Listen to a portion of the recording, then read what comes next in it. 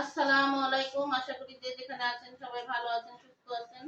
আলহামদুলিল্লাহ, আল্লাহ পাকের রহমতে আমরা সকলে ভালো আছি, সুস্থ আছি। তো আজকে পবিত্র জুম্মার বার, সবাইকে জুম্মা মোবারক। তো ভয়াবহ ভূমিকম্প সকাল 10টা 40 মিনিটে হয়ে গেছে, সবাই জানেন, কারণ সব জায়গাতেই হয়েছে। তো আল্লাহ পাক আমাদের নতুন জীবন দান করছে আর কি। তো অনেক জায়গায় অনেক ক্ষয়ক্ষতি হয়েছে, অনেক জায়গায় ক্ষয়ক্ষতি হয়েছে, অনেক ক্ষতি হয়েছে, অনেক মানুষ মারা গেছে, অনেক মানুষ অসুস্থ হয়েছে। তো সবাই দোয়া করবেন, আল্লাহ পাক যেন সব দিক থেকে সবাইকে হেফাজত করে রক্ষা করে, যাতে ভালো রাখে, সুস্থ রাখে। আর যারা আহত হয়ে হাসপাতালে আছেন তাদেরকেও যাতে আল্লাহ পাক তাড়াতাড়ি সুস্থ করে দেয়। তো আমরা সকলে এই দোয়া করি। কিয়ামতের আলামত আল্লাহ পাক আমাদেরকে দেখালেন। তো সবাই সবার জন্য যেন দোয়া করি, কারণ কিয়ামতের আলামত আল্লাহ পাক আমাদেরকে দেখালো, যাতে আমরা আরো আগামীতে আরো আল্লাহর পথে চলতে পারি, ভালোভাবে থাকতে পারি। আল্লাহ পাক যেন সবাইকে ভালোভাবে রাখে, আল্লাহ পাক যেন সবাইকে ভালো নেক হায়াত দান করে, আল্লাহর রাস্তায় চলার তৌফিক দান করে। সবাই দোয়া করি। তো যাই হোক, আমার ভিডিওটি না টেনে সম্পূর্ণ ভিডিওটি দেখতে থাকুন, পাশেই থাকুন। ভালো লাগলে লাইক কমেন্ট শেয়ার করবেন, চ্যানেলটা অবশ্যই সাবস্ক্রাইব করবেন।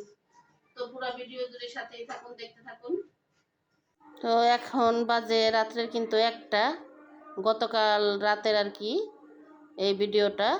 তো আমার মেয়ে কিন্তু সন্ধ্যার টাইমে পানি ফলগুলো ছিল্লা রাখছিল আমার আর ওর বাবার খাওয়ার জন্য। তো রাতে কিন্তু সন্ধ্যার টাইমে আর কি খেয়াল ছিল না। তো রাতের বেলা যখন বসে আছি না, তখন মেয়ে বলতেছে, মা পানি ফলগুলো ছিল্লা রাখছি, এগুলা খাইয়া নাও। তো আমি বলতাছি আনো। তো আনার পরে আমরা খাইলাম আর কি। আর এখানে হচ্ছে পরের দিন দুপুরে। তো দুপুরবেলা কিন্তু আমার রান্নাবান্না শেষ করে আর কি আমি তরকারিতে যে মশলাটা আর কি খাই, তো এইগুলা কিন্তু হচ্ছে গরুর গোশ আর হচ্ছে ইলিশ মাছ, এই 2টা তরকারি ছাড়া আর কি সব রকমের তরকারিতেই আমরা আর কি শাক বাটাটা খাই। কারণ এটা দিলে না তরকারির ভিতরে অন্যরকম একটা ঘ্রাণ আসে আর অন্যরকম একটা স্বাদ হয়। আর এগুলো উড়াইতে কিন্তু খুবই কষ্ট। তো এখন আগে রান্নাবান্না শেষ করলাম, রান্নাবান্না শেষ করে আমি এখন এগুলো টালবো। টালার পরে তারপরে হচ্ছে আমি ব্লেন্ডারে ভাঙ্গায় নেব এগুলো, কারণ আমার শাক বাটা একেবারে শেষ হয়ে গেছিল।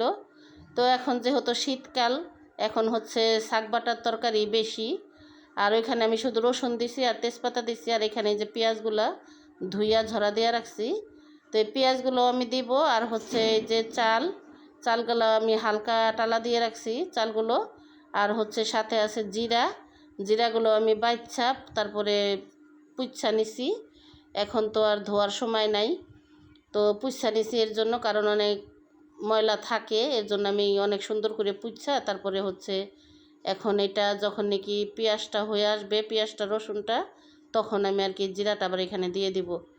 আর চালটা অনেক সময় দেখা যায় কি একসাথে দিলে না চালটা ফুটতে চায় না, তো এর জন্য আমি আর কি চালটা একটু হালকা টালা দিয়ে নিছি।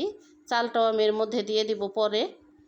তো ঠিক আছে, দেখতে থাকুন আমি আজকে শাক কীভাবে উঠাই, কারণ এই জিনিসটা কিন্তু গ্রাম অঞ্চলের মানুষে বেশি খায় আর অনেক পছন্দ করে।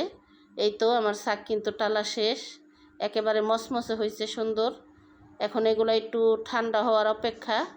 তো ঠান্ডা কিন্তু হয়ে গেছে। তো ঠান্ডা হওয়ার পরে এখন আমি এগুলো সব ব্লেন্ডারে ঢাইলা নিলাম। এখন আগে ব্লেন্ডারে একটু ফাঁকি করে নেব, তারপরে হচ্ছে পানি দেব, কারণ এগুলো অনেক আঠালো হয়ে যায়, পানি না দিলে ব্লেন্ডার ঘুরবে না, মেশিন চলবেই না। তো এর জন্য আর কি একটু পানি দিতে হবে।